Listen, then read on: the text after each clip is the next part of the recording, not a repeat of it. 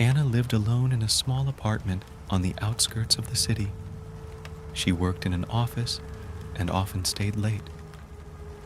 One rainy evening on her way home, she felt a strange uneasiness.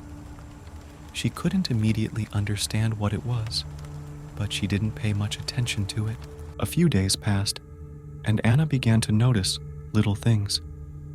Things she'd left in one place ended up in another. At first, she put it down to inattention, but the feeling of unease grew. One evening when she got home, she noticed that the living room window was ajar. She was sure she had closed it before she left.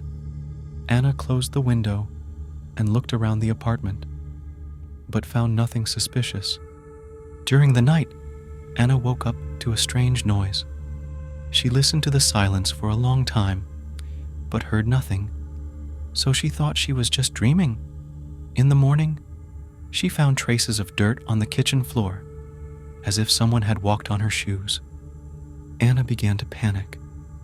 She called the police, but they inspected the apartment and found no signs of forced entry. They told her it was probably just her nerves. Over the next few days, Anna became more attentive. She checked the windows and doors before leaving for work. But the oddities continued. From time to time, she heard strange noises when she was alone. She felt as if someone was watching her. One evening when she returned home, she smelled the pungent odor of tobacco.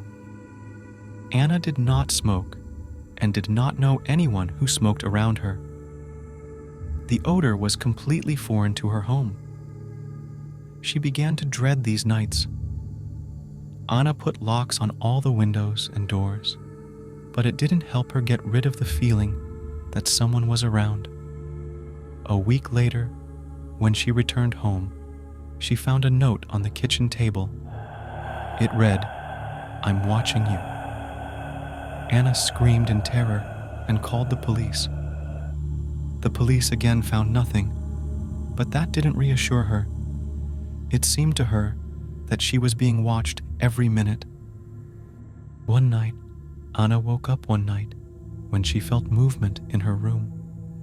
She did not dare to open her eyes for fear of seeing something terrible. She heard breathing next to her. Anna slowly opened her eyes and saw the silhouette of a man standing by her bed. Anna froze with horror. The silhouette moved closer, and she saw the man's face in the dim light of the street lamp coming through the window. He was smirking, but he didn't say a word. Anna couldn't scream. Her voice was gone from fear. She tried to move, but her body wouldn't obey her. The man slowly retreated to the door and disappeared into the darkness of the apartment. Anna lay still, listening to the silence, but hearing nothing but her own rapid breathing. She didn't know how long it would be before she could move. Her hands trembled as she fumbled for the phone and called the police. When the police arrived, they thoroughly searched the apartment, but found no trace of the intruder. All the doors and windows were locked from the inside. Anna tried to explain to them that she had seen a man, but her words sounded unconvincing. They advised her to consult a psychologist and suggested installing an alarm system. Anna agreed to install the alarm system and decided to spend a few nights at her friend's house. But even there, she could not get rid of her fear. It seemed to her that she was still being watched. It seemed to her that the maniac somehow knew all her steps. Finally, after a week, she decided to return home. The first night she couldn't sleep, listening to every rustle. Suddenly, in the middle of the night, the alarm system rang. Anna jumped out of bed and rushed to the door. But at that moment she heard a voice from the darkness. "I told you I was watching you." Anna rushed to the door, but her path was blocked by a man. It was the same man she had seen in her room. He grabbed her arm and roughly dragged her towards the couch. Anna tried to break free, screaming, but no one heard her. The man gripped her arms tightly and spoke in a quiet, threatening tone. "Did you think you could hide from me? I've been watching you for a long time. I know all your habits, your every move. You are mine." Anna felt that her strength was running out. She realized that if she didn't do something immediately, she would never be able to escape. Suddenly, she remembered the kitchen knife she had left on the table. She jerked as hard as she could and managed to free one hand. Grabbing the knife, she stabbed the man in the side with it. He cried out in pain and loosened his grip. Anna rushed to the door, her heart racing. She ran out onto the landing and started shouting for help. Neighbors ran out of their apartments, and the police were called again. The wounded and bleeding maniac tried to run away, but was caught by the police. He turned out to be a serial criminal who had been a fugitive from justice for many years. Anna was taken to hospital where she received the necessary treatment. It took several months before Anna was able to return to normal life. She installed more serious security measures in her apartment and began practicing self-defense. Although her fears still haunted her for a long time, she learned to deal with them and gradually came to her senses. This experience changed her life forever, making her more cautious and determined. Anna knew she would never forget the terrifying moment when she came face to face with a maniac in her home.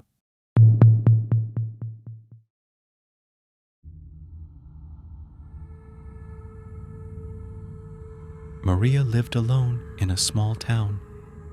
She worked in a bookstore and led a quiet life.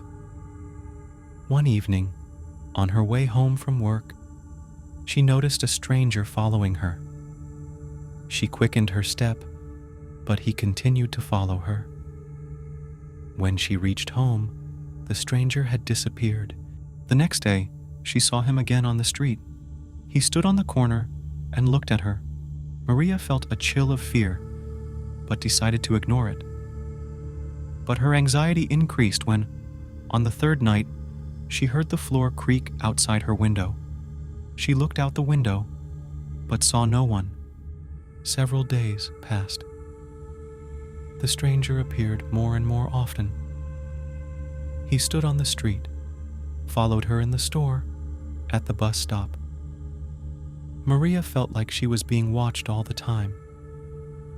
She started checking the locks on the doors and windows several times before she went to bed. One evening, when she was about to go to bed, there was a knock at the door. Maria froze, trying not to breathe. The knock came again. She went to the door and asked who was there. There was no answer. The knocking stopped, but she knew he was still there, waiting. Maria called the police, but when they arrived, the stranger was gone. The police checked the neighborhood, but found nothing suspicious. They advised her to be careful and promised to patrol the neighborhood. A few days passed quietly. Maria began to think that her stalker had disappeared. But one night she woke up to a strange noise. She got out of bed and went to the kitchen. In the semi-darkness, she saw the silhouette of a man. He was standing at the window and looking at her. Maria shrieked and ran to the bedroom, locking the door. She called the police and reported that someone was in her house. The police arrived quickly, but the intruder had already fled. They checked all the windows and doors, but found no signs of forced entry. The police stepped up patrols, but that didn't calm her down. She felt cornered. Maria began to look for ways to protect herself. She bought some locks and put them on the windows. Her fear grew stronger and stronger. A few weeks passed, and Maria began to think that her stalker might have left her alone. She tried to get back to normal, but the fear still sat inside. One evening, coming home from work, she noticed the lights on in the apartment. She was sure she had turned it off before she left. Maria entered the apartment, gingerly looking around each room. Everything looked normal, but she sensed something was wrong. She closed the door and locked it with the key. Suddenly, she heard footsteps behind her. Turning around, she saw a man. He was standing in the shadows, and his face was hidden. Maria realized there was nowhere to run. She tried to scream, but the man pounced on her and covered her mouth. She struggled, pulling away, but he was too strong. She felt like she was going to faint.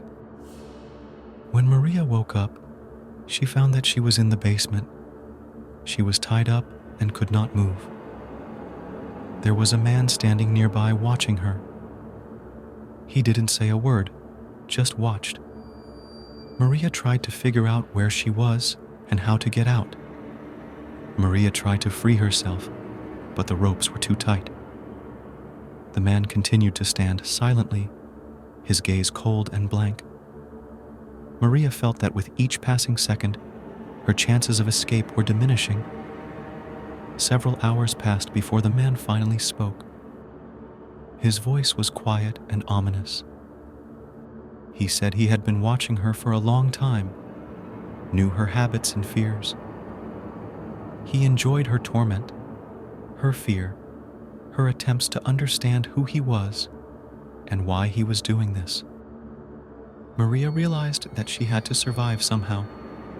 She began to talk to him, trying to find a weak spot in his psyche, trying to awaken his humanity. She told him about her life, about her family, hoping it would touch him in some way. The man listened silently, sometimes nodding, but there was no sympathy in his eyes. At some point, Maria noticed that the ropes had loosened a little. She realized that there was a chance to free herself, but she had to be very careful. She kept talking, distracting his attention, while she herself quietly tried to free her hands. The man seemed not to notice her attempts. Finally, she managed to free one hand. She tried not to betray her excitement as she continued to talk. The man suddenly moved closer, leaned toward her, and whispered, "You'll never escape." At that moment, Maria realized she could wait no longer. She swung sharply and struck him in the face with her fist. The man recoiled, giving her a chance. Maria jumped up and ran to the stairs leading upstairs. She heard the man get up and follow her, but fear gave her strength. She ran out of the basement and found herself in someone else's house. She didn't know where she was, but she realized she had to get outside. She ran down the hallway trying to find a way out. The man was getting close. Suddenly, she came across a kitchen knife lying on the table. Maria grabbed it and turned around, ready for one last fight. The man stepped closer, his face contorted with rage. He lunged at her, but Maria managed to stab him in the side. The man screamed in pain and stepped back. Seizing the moment, Maria ran out of the house into the street. She ran without looking back until she reached the nearest house. With trembling hands, she knocked on the door. She was opened by an elderly man who immediately realized that something was wrong. He let her in and called the police. Maria finally felt safe. The police arrived quickly. They found the house where the maniac was holding her and apprehended him. Maria was in shock, but gradually began to come to her senses. She was given all the help and support she needed. It took several months before she was able to return to normal life.